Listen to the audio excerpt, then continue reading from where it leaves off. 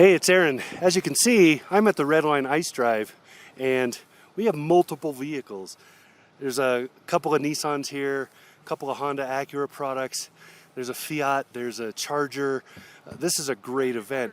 I'm going to be showing you what we've been doing out here, learning about the systems that come in these cars and what they do to keep us safe in the snow and ice, and what happens when you don't do that.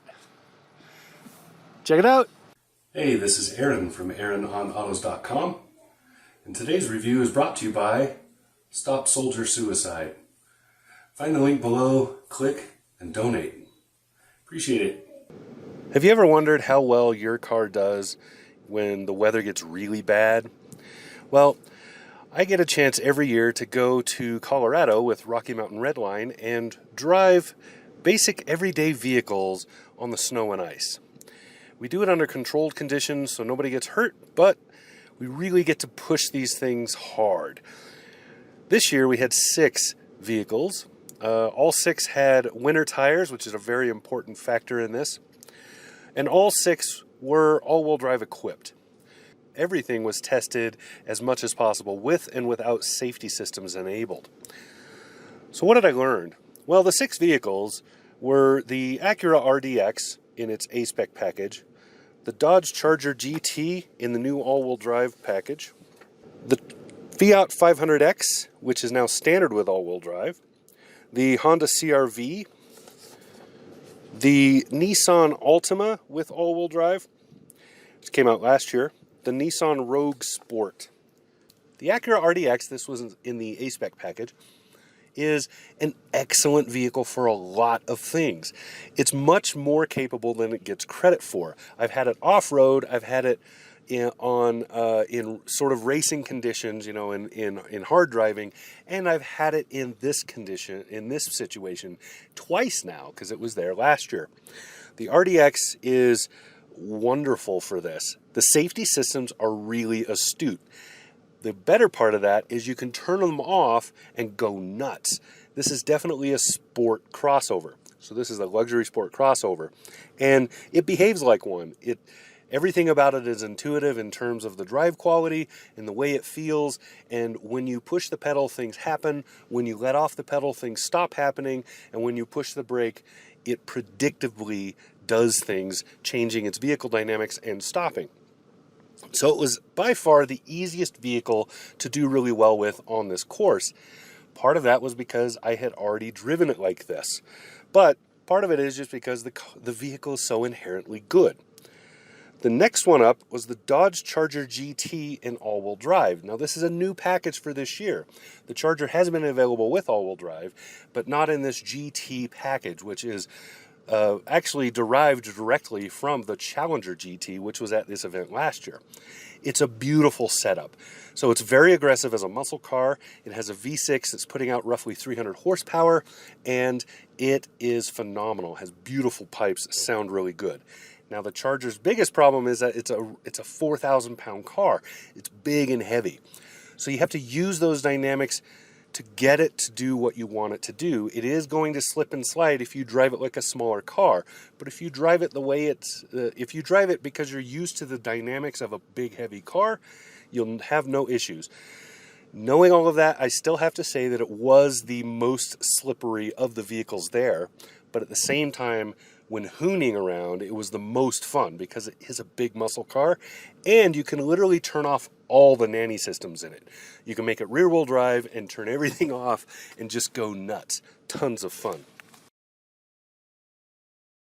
Next up was the Fiat 500X. Now for 2020, the 500X comes standard with all-wheel drive.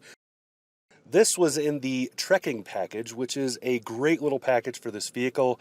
Adds a little more robust feel to it, puts some roof racks on it, that kind of thing. Really does some stuff to make this a great car. It's bigger than it feels. So you look at it, it looks small. You get in it, it's way bigger than it feels. And it drives fairly intuitively. It drives like a crossover, which is how it should drive given its build. And it is really good for snow and ice.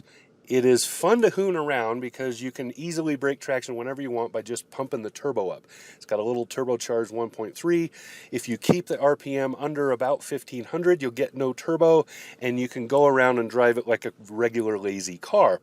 But if you really shove it, if you push that pedal down, force the downshift, whatever, you can really make this thing easily break traction and just go nuts sliding around. It was a lot of fun to play with.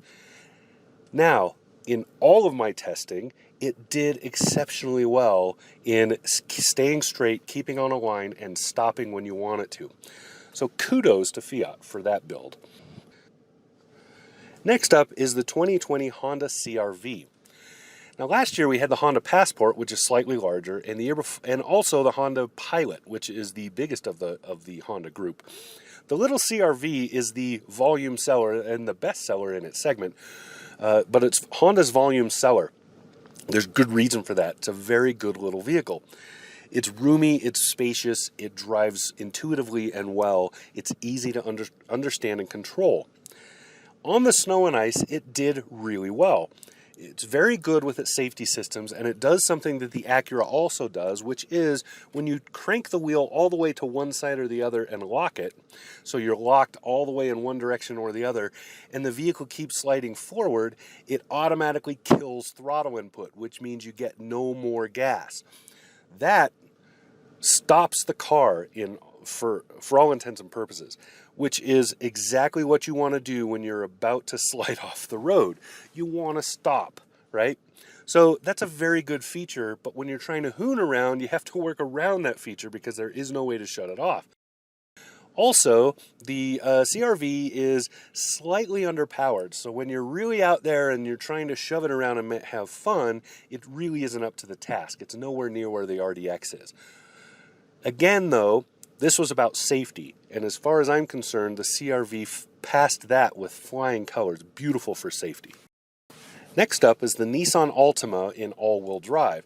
All-wheel drive is added to a couple of Nissan sedans last year.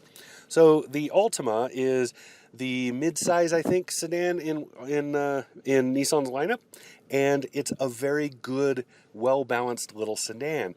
It's a good size, it feels good, and it drives really well.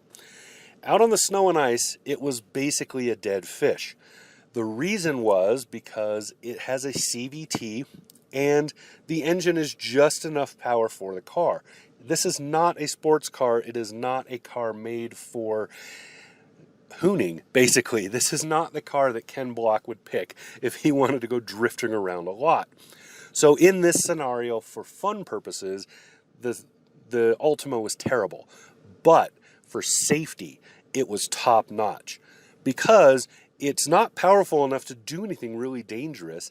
And when the all-wheel drive is engaged and the safety systems are on, it goes the direction you turn the wheel towards almost every single time. So it's a great vehicle for that. Also, I would point out, a great vehicle to give your teenager for the same reason. Next up is a little Nissan Rogue Sport. Now, this is not the Nissan Rogue. This is the smaller Rogue Sport. Other markets outside of the U.S. call it the Qashqai. The Rogue Sport is a wonderful little car, crossover. It is very well built. It feels really good, and it's intuitive to drive. It has the same issues the Altima did, but for safety, it can do a lot. Now, one of the advantages it had over the Altima is that it is not a car. It is a small crossover that drives like a car. That means it's slightly higher and has a slightly higher center of gravity. That means it is easier to slip and slide in if you want to. But you have to really want to, and you have to turn off the traction control to make it happen. So, again, for safety, great vehicle. Now, those 6 vehicles that we played with at the Red Wine Ice event this year were great examples of daily drives that pretty much everybody owns or has driven at some point. They're good examples of what is out there and what is best selling on the market right now. All of them were great at staying safe. There were no exceptions to that. Every single one of them was safe when driven safely. And again, all of them had winter tires, so they were all situated for this type of driving scenario. If you drive where the weather is terrible on a regular basis, snow tires are a must. All-season radials are a minimum. The whole event was also a really good illustration of how modern technologies take safety to entirely new levels when combating inclement weather. So that's what I got. This was a great event put on by Rocky Mountain Redline. I'd like to thank Nathan Leach Proffer from Speed Photos for the footage and photography that he did during the event. This has been Aaron, AaronOnAutos.com. Talk to you again soon. Subscribe.